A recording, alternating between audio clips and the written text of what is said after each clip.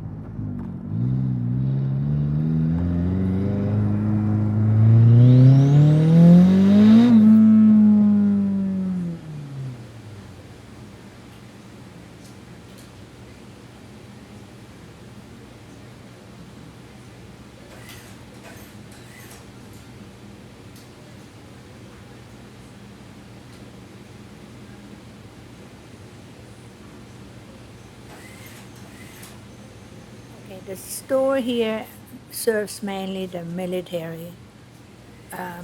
There's not much for a civilian. We have medals, ribbons, uniforms, company T-shirts, and some gift items for the military.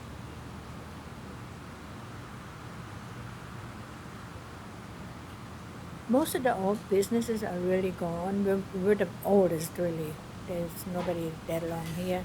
They all leave, come and go, come and go. And a lot of new buildings, and it's built up really, really well. It first, for Campbell, looked like a small town with dirt roads and just 4 lanes, I think, was the largest. And then, they start getting the roads wider and big construction in 94. And that's how we have this highway now. I mean, that's a highway, right? Can I grab 2 minutes? I'm sorry. Can I grab another one? Sure. I just tried to Snowy Newburgh County. I would say 41A is about 10 miles worth of stores. It's all types, all restaurants. I mean, it's just really grown.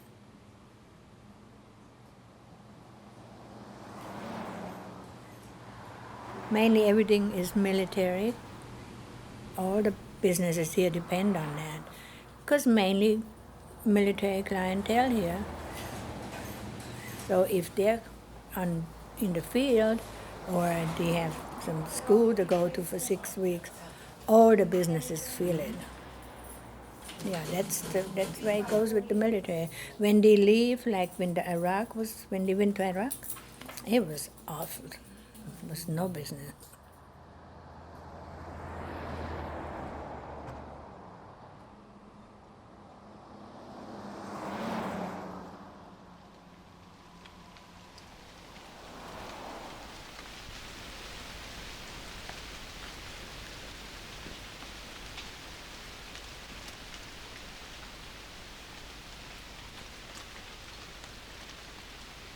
I don't know. I don't believe I have a photographic memory, but I do know that I can easily look back in the files of my brain, and most of my memories that I can associate over the past 20 years have been me studying plants. And it's like I can picture that exact bush or that exact wildflower in its context, in its original location.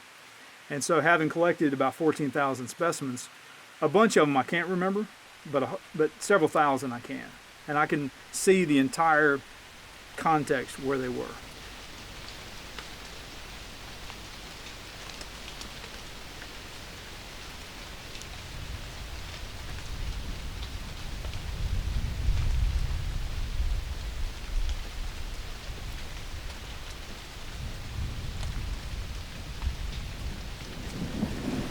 There's no question that we are absolutely in ecological free fall right now, and the signs are all around us. It's. I think when people see forest, particularly, they see a lot of good, right? Big, extensive areas of forested landscapes, and it's true that if you go to places like the Great Smoky Mountains, a lot of it is still relatively intact, even though much of it has been logged, say, in the 1920s. A lot of it has made a really nice recovery. But where we see the greatest need and the greatest threat from this ecological collapse is in our grassland habitats of the southeast. It's almost all gone. I mean, we're talking about losses of over 100 million acres, losses for most types of grassland systems exceeding 90%, and many of those have approached 100% loss.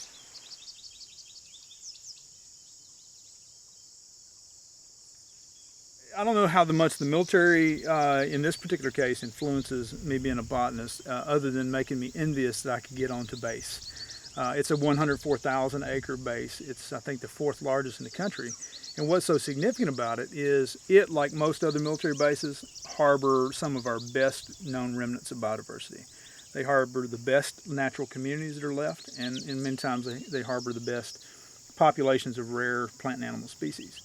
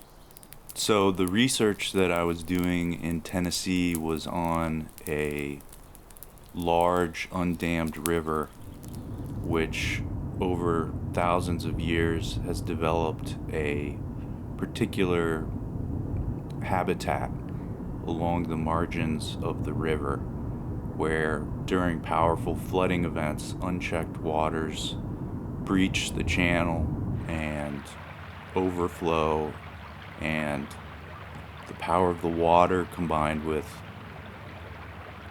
sand and stones that are picked up scour and damage really the vegetation, erode some of the soil that occurs on these marginal stream areas. And a particular plant community or particular plant communities develop in these scoured areas. And so what I did was basically document the different types of plant communities that I observed along this river, and also documented all the species that I saw, including, endangered or threatened species.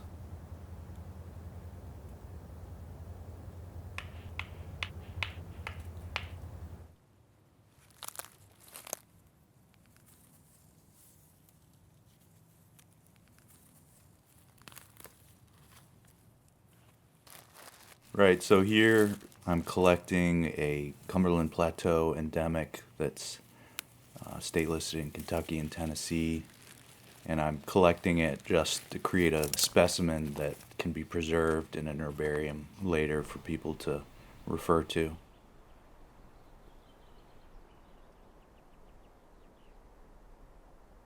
Right now I work for an environmental consulting company, and we do environmental reviews of areas that are, potentially going to be developed.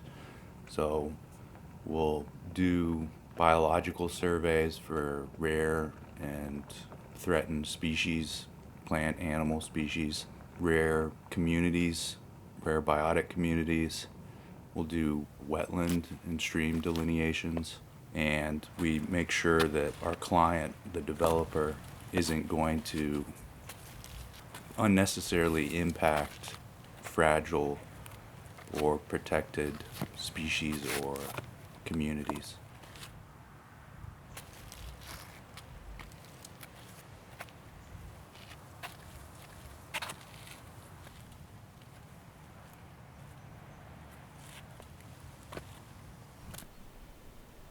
Oh yeah, that's another state listed plant, Marshallia grandiflora.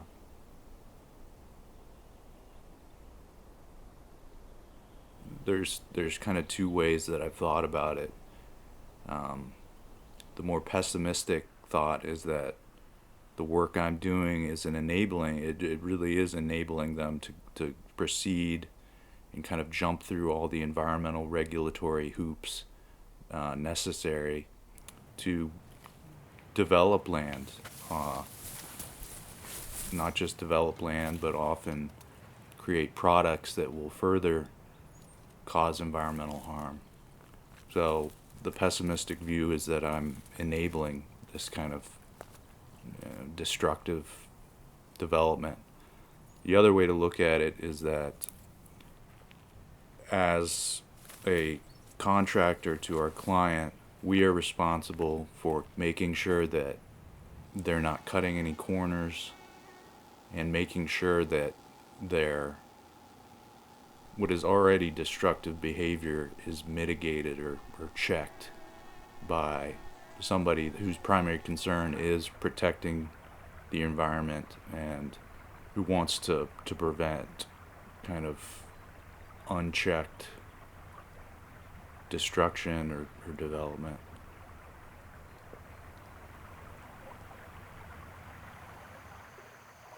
So the reason you guys chose me, I think, is because I'm your brother and brother-in-law. So I would be the closest botanist that you would know to include in this film.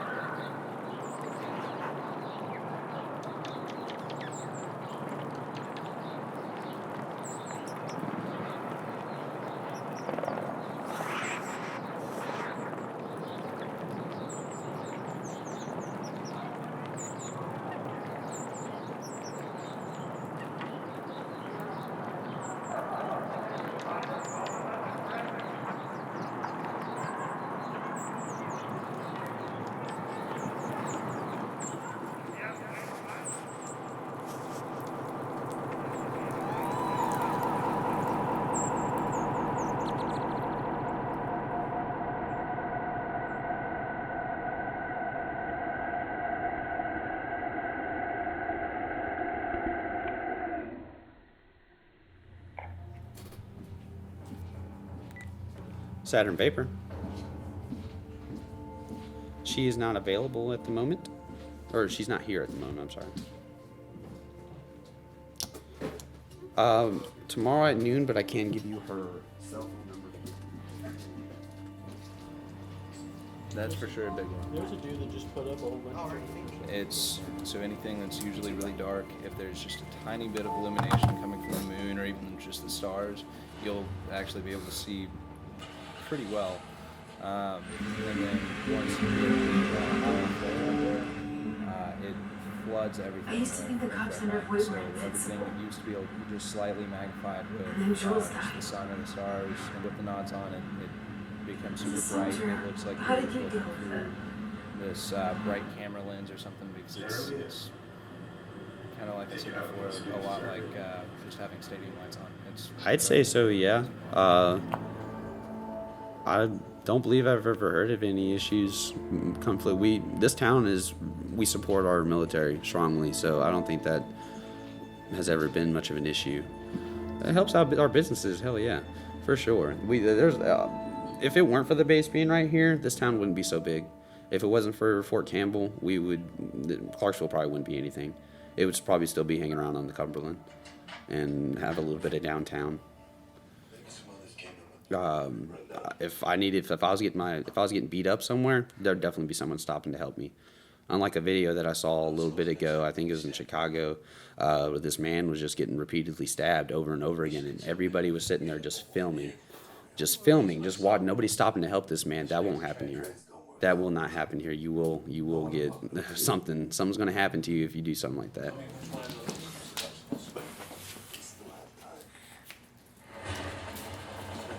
The flashbang mortar is very new. We haven't actually gotten to see it here. And they ended up testing out this new round, and the idea is that you can use it for all kinds of different situations. Well, it's 1577. Where really you just need to distract the enemy, or even render them more or less just kind of useless. And, the 5 individual canisters will release it separately. You do things my way. So it continues Our way. just flashing the enemy, and they wouldn't be able to see anything for quite a while. You know, kind of like the idea of looking at the sun for a while, and then you have that little spot. Very similar, only it's your entire eyes, so you can't see anything. Stay here with A little me. bit. I would say if you like drive around between if you're over by Austin P on Riverside and you see like a group of like 4 or 5 cars around like 8 o'clock, that's probably happening. Yeah, that's exactly what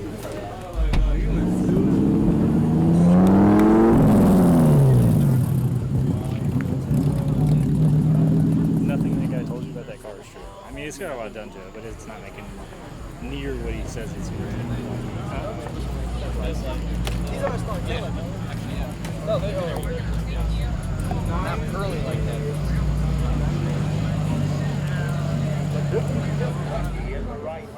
Las Vegas, Tennessee in the left lane.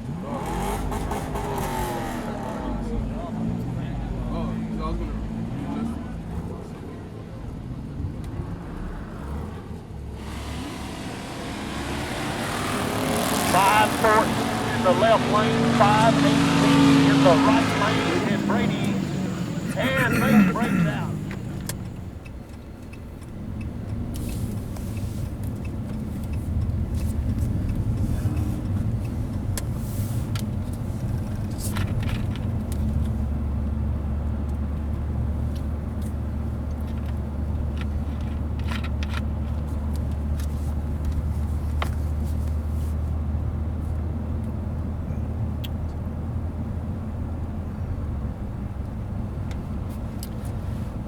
Polonia Tomentosa. Acer Negundo. Kamisaki Prostrata. Wow.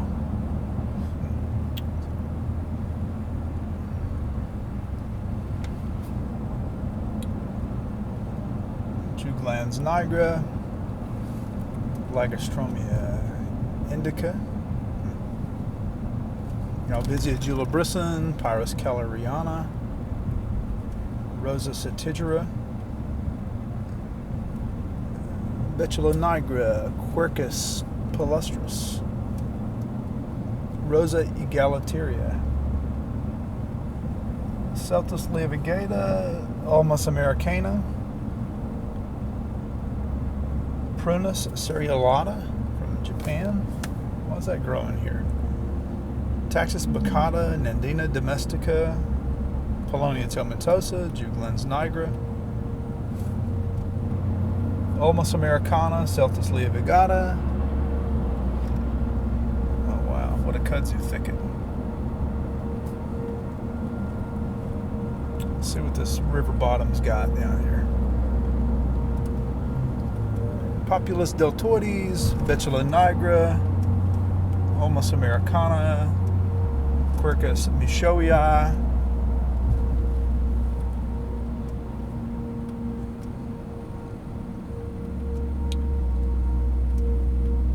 There's Quercus. What do we have in the landscaping over here? Quercus palustris. There's Viburnum eduli, all the way from Michigan. Interesting.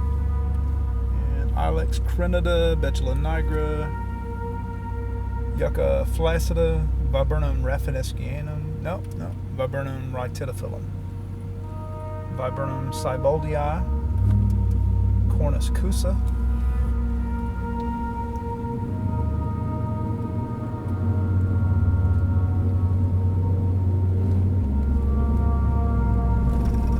get over here, let's see.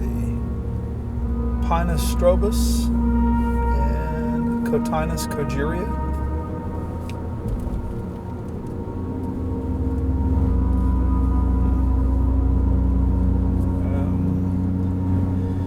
Just need to think about what might have been here a long time ago. Probably would have been prairie stuff.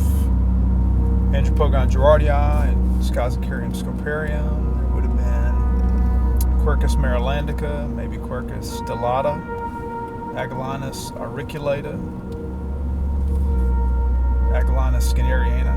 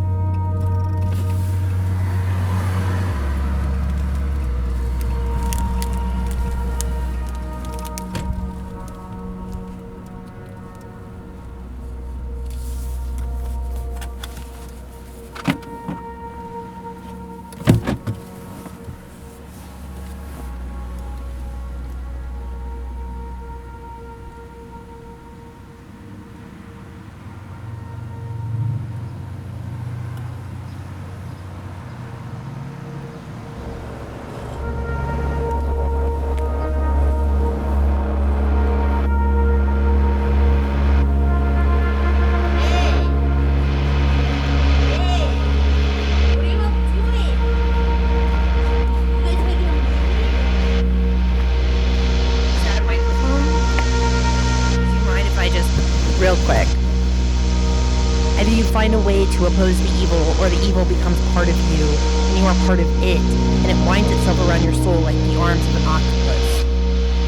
It becomes part of you, and you are a part of it, and it winds itself around you like the arms of an octopus. Alright, that's it. That's it.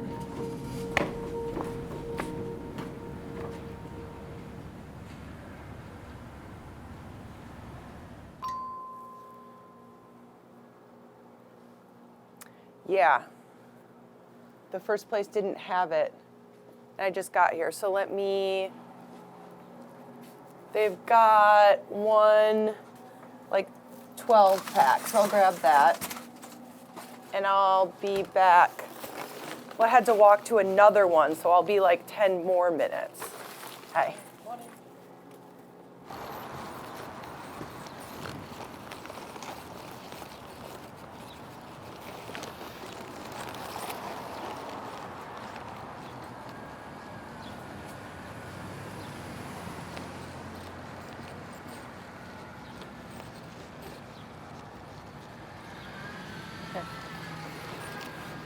Yeah, I guess I started working right before I started graduate school.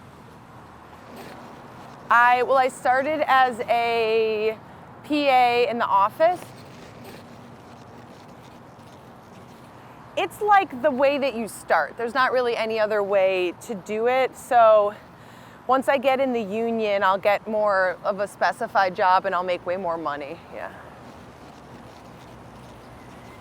Yeah, I think a lot of people, but there's a lot of people that really want to be working in film. I'm more doing it for money, but a lot of people really want to work in the film business, yeah. Yeah, I mean, I'm the bottom tier. I'm just there to help make things happen and keep people off the set, pick up water. Obviously, the director is kind of the one in charge, but it depends on the director because it changes from episode to episode, but the AD stays the same, the assistant directors, and they're really the ones like running the set, kind of moving everyone around and making everything work. And you're kind of always like working around the camera. And then the thing is, it's like everybody works together, but there is a sort of hierarchy of who you kind of like respect and stay away from when they're doing their job.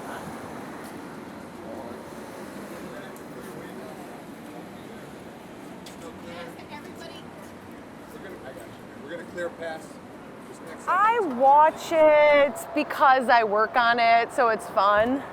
But I wouldn't normally watch it, no.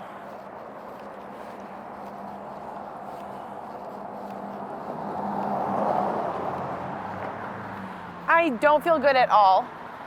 I don't think they're addressing it in any way. It's like bizarre to listen to the news and then go to work and know that nobody's even thinking about it, at least the writers of the show, and I think they're all in LA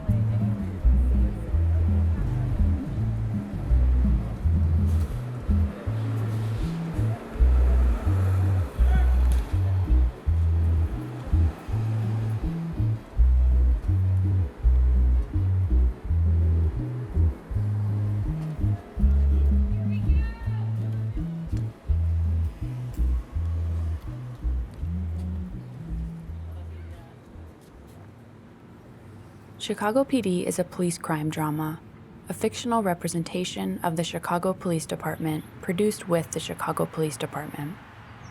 It is a co-production of Wolf Entertainment and Universal Television, distributed by NBC Universal Television.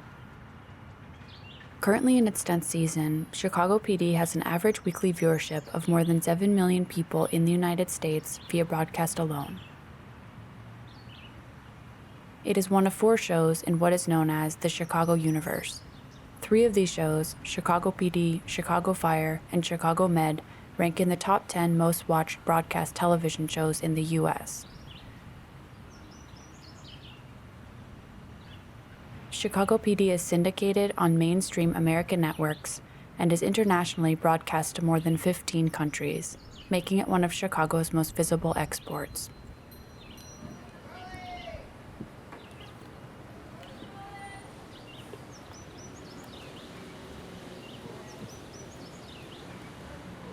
The production of the show alters daily life in the city.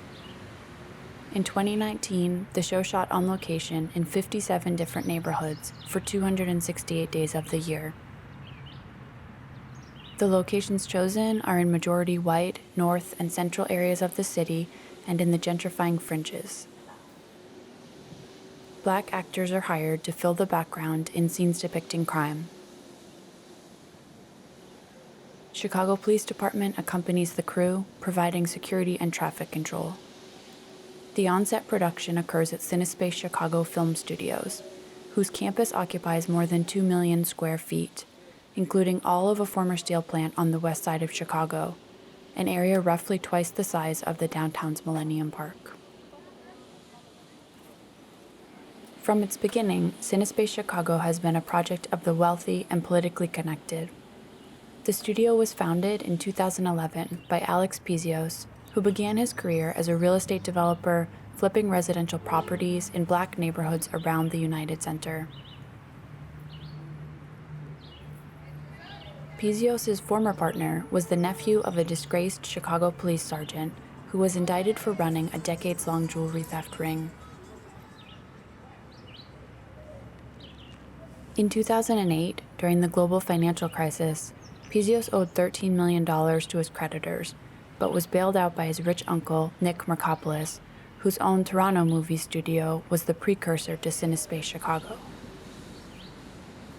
Using connections with the former Governor Pat Quinn's administration, Pizios was given 5 state grants totaling $27.3 million to convert a former steel plant into a commercial production studio. In 2012, Season 1 of Chicago Fire began production at Cinespace, and Chicago PD followed the next year. In 2016, Alex Pizios wore a wire as an FBI informant in a criminal corruption case against his former investor to avoid his own prosecution for bank fraud. Illinois' film tax credit, the program Mercopoulos pointed to as essential for expanding into Chicago with his nephew, has given out more than $550 million in tax subsidies to commercial, film, and television production companies since 2005. Many of those productions are paid clients of Cinespace, and according to allegations in a lawsuit filed against the state's film office, production contracts and state grants were illegally funneled to the studio. In 2019, the lawsuit was dismissed. That same year, Pizios and the director of the film office named in the suit announced their partnership in a new production company.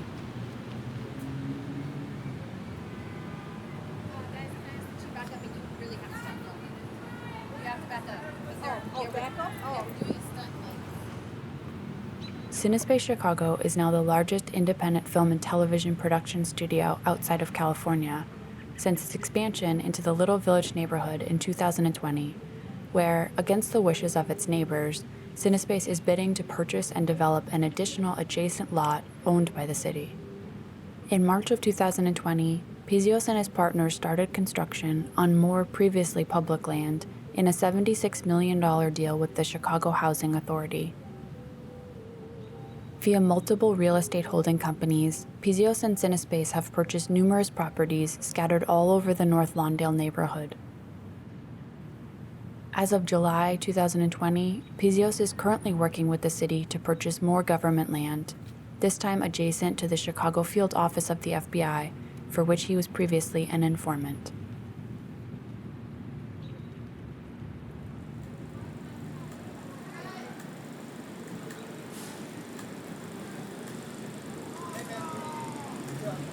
You're rolling film, right? You can't do that. Why? Because that's a TV show owned by NBC. All of this property is by NBC. You can't be filming.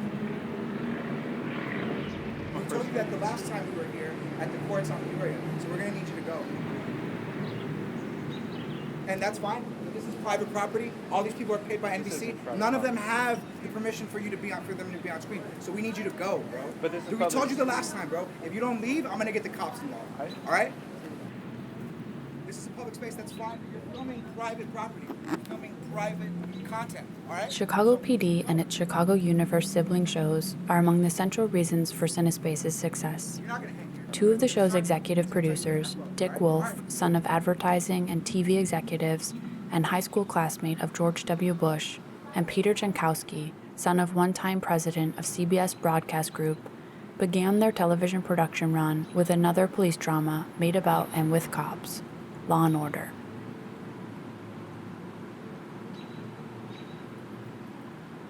Law and Order, the massive 20-plus year television franchise, pioneered an era in TV history where, for the first time, prosecutors acted as the heroes of the scripted morality plays. The show began production in 1990 in New York City's Chelsea Piers. The studios and accompanying security apparatus became the beachhead for the occupation and lucrative disinvestment of the neighborhood's residents by real estate capital. The loot secured through television and property deals is extracted from the neighborhoods the shows depict.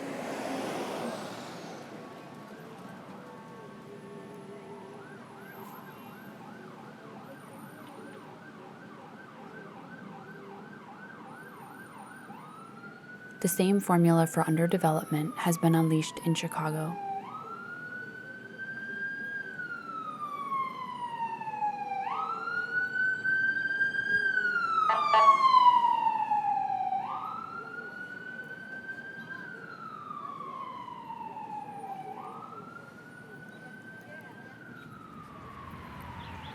ruling class entanglement with CineSpace has remained constant.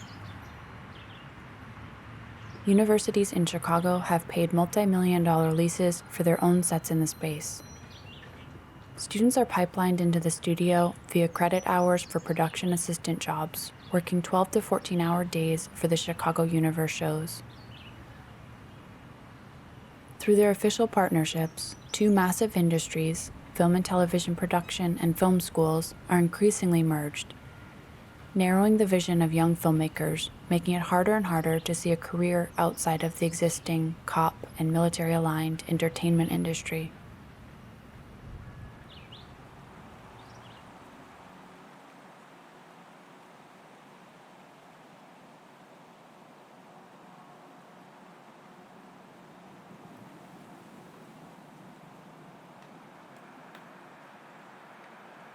In 2019, despite organized neighborhood protests, the city of Chicago gave the studio permission to gate off city streets to create a closed CineSpace campus, forcing traffic, including city buses, to be rerouted.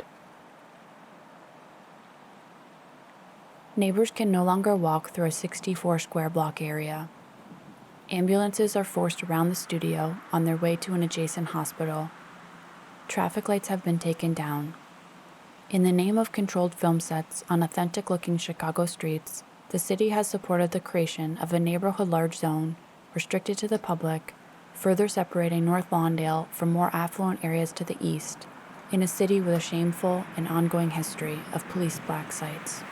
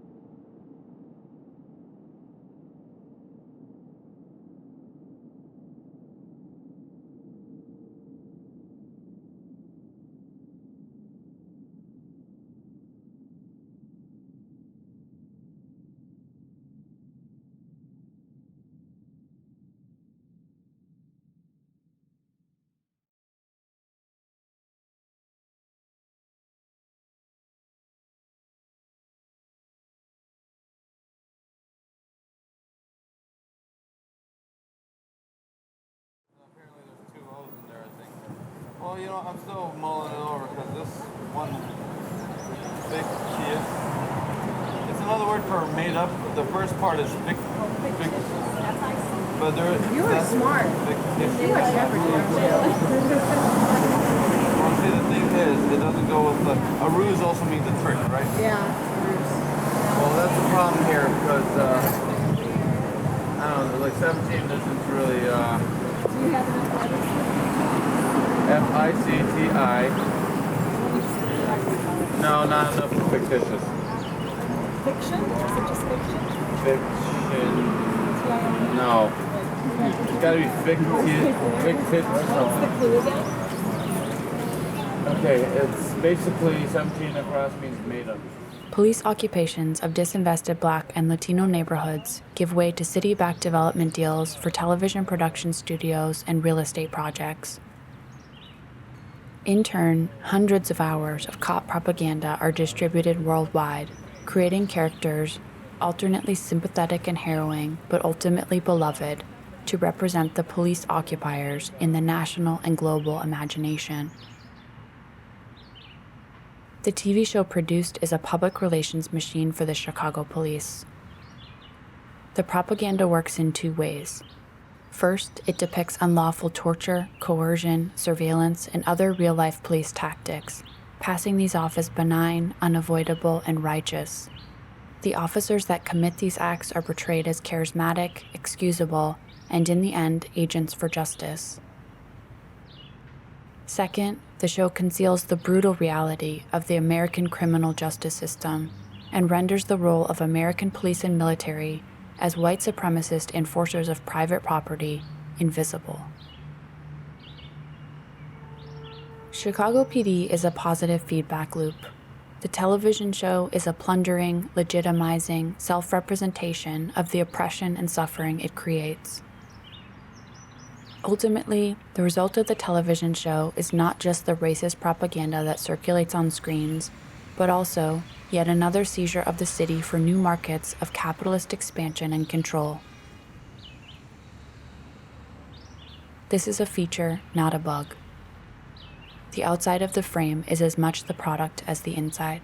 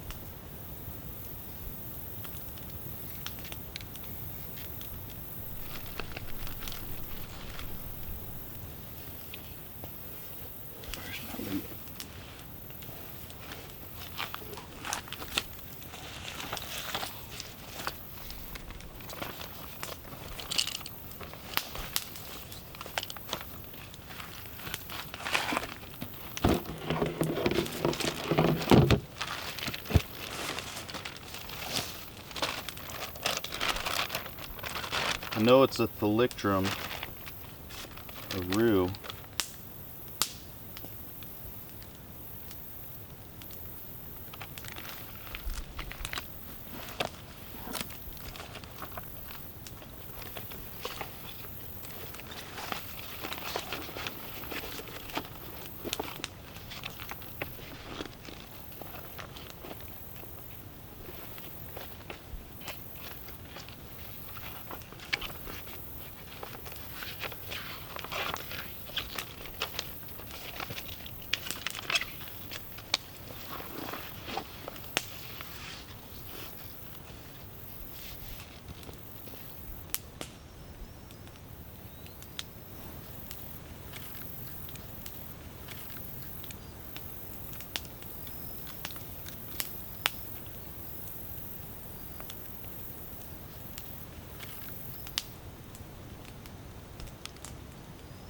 So this plant is in flower.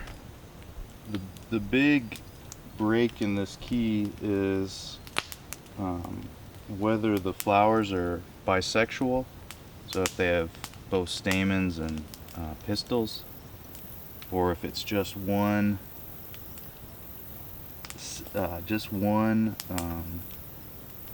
of those.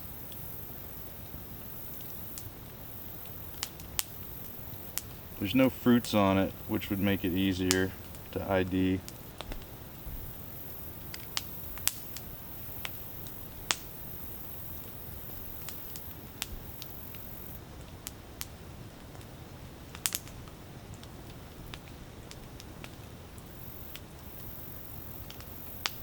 So it looks like they are gonna key out to that first break, so flowers are bisexual. Now the question is whether the akene, which is the fruit of it, is 2 times in length, or 2 times greater than the stipe in length. So that's the little pedicel or branch that the flower and the fruit stick off of, and I can see that it's not 2 times in length. In fact, it's a little shorter, if not the same. So in fact, this is that rockhouse endemic, Thalictrum mirabile, and it says here it's restricted to moist, wet sandstone bluffs and rockhouses. So that's definitely what we had. All the geology where we're at today is all sandstone, but it's closely related to the other species, Clavatum, that was in that first break that we were looking at, and apparently there's some taxonomic confusion, so that there's 2 species still need to be sorted out better. But yeah, Thalictrum mirabile.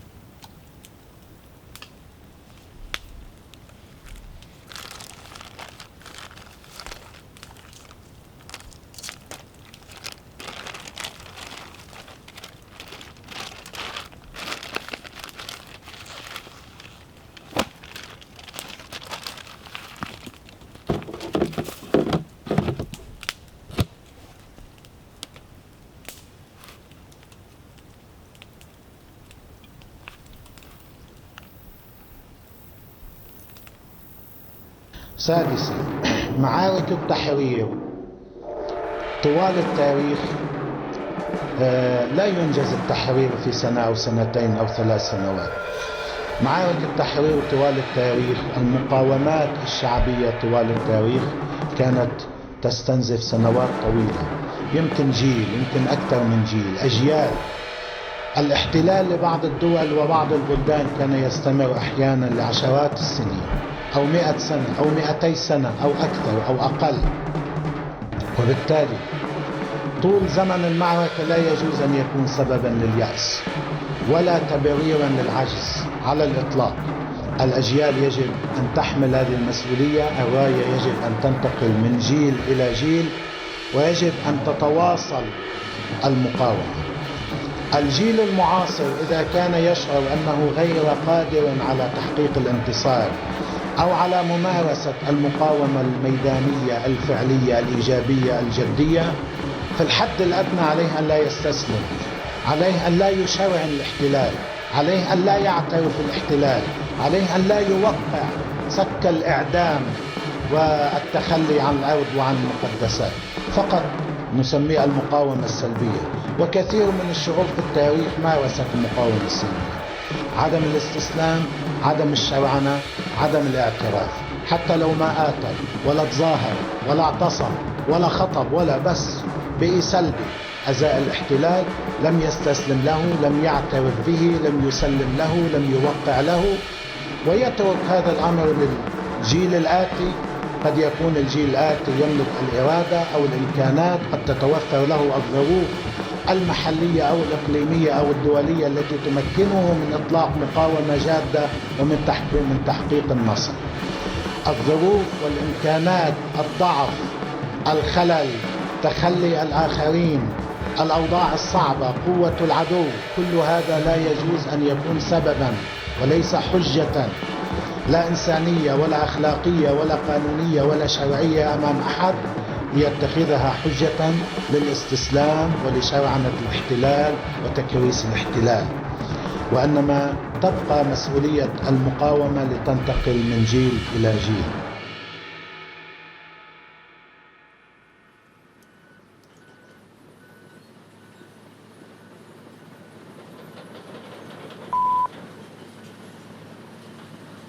So yeah, I tried to look into it, and where Fort Campbell now exists, as we've talked about, was once a large 200-mile long and 20 miles wide open tallgrass prairie. The ancestral Cherokee, Shawnee, Chickasaw, Yuchi, Quapaw, and Osage nations lived from and managed this land, often using controlled fires to increase sight lines for hunting. A policy of terror and settlement was promoted by first the colonial and then the U.S. government. And then a series of coerced negotiations and treaties would sanctify settlements after the fact. For instance, the Treaty of Sycamore Shoals resulted in the largest private real estate transaction in U.S. history. The purchase of Cherokee land included a vast area between the Kentucky and Cumberland rivers, which is just south of where Clarksville now is located. Many Cherokee people, including Siougounchini, protested the treaty and were part of an armed resistance against the settlers. The Cherokee, like all other American Indian people, were then subjected to a series of counterinsurgency, terror, and forced removals, and continued fighting. Will continue.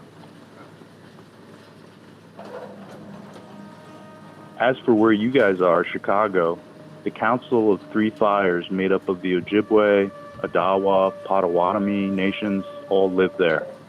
And so did the Miami, Ho-Chunk, Menominee, Sac, Fox, Kickapoo, and Illinois nations. The area was a hub for Native Americans with sophisticated agriculture, highways, and trade routes over water.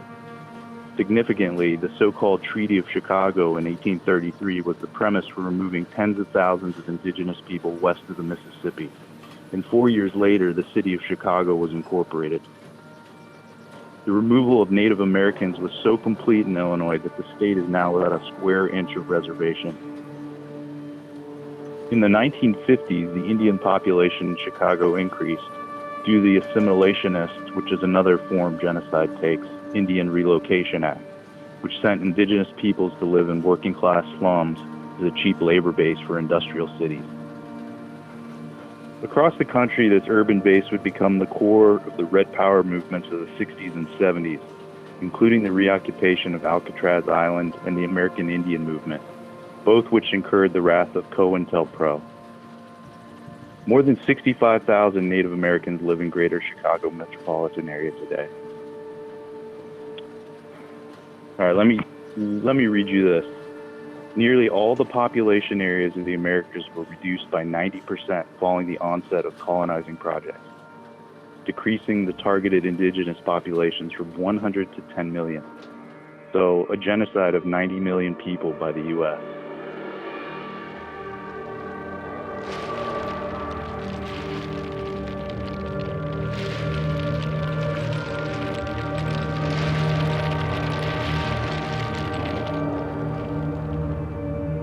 Yeah, as for the other thing, the landmark environmental regulations in the U.S. occurred as follows. The formation of the EPA, 1970, the Clean Air Act, 1970, the Resource Recovery Act, 1970, Clean Water Act, 1972, Federal Insecticide, Fungicide, and Rodenticide Acts, 1972, Toxic Substances Control, 1976. So all these regulations reflected the rapid rise of transnational corporations outsourcing labor-intensive production abroad. These companies, mostly headquartered in the U.S. and other developed nations, shifted the manufacturing of commodities like shoes, clothing, toys, and electronics to low-wage countries in the developing world. For instance, Sears established a buying office in Taiwan in 1967, Kmart and JCPenney in 1971, and Associated Merchandising Association, which is Target among others, in 1973. At the same time, these retailers moved production to the Republic of Korea. In the following decade, as capitalists sought ever cheaper reserves of exploitable labor, They opened new manufacturing outposts in countries like Bangladesh, everywhere exacting a terrible toll on native workers and the environment. Imperialism exports ecological catastrophe among its other miseries. The world is a crime scene. U.S. imperialism is the culprit.